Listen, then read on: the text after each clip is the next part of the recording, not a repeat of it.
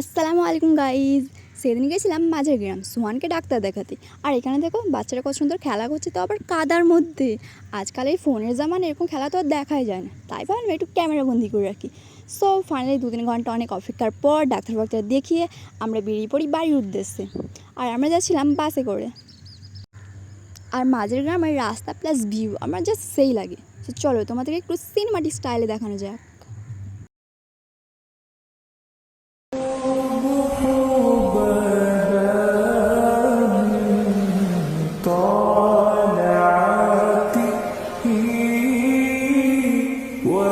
এখন যদি বা অতটা ভালো লাগছে না, গাছপালা কেটে দিচ্ছে সেই জন্য, কিন্তু আগে অনেক সুন্দর ছিল।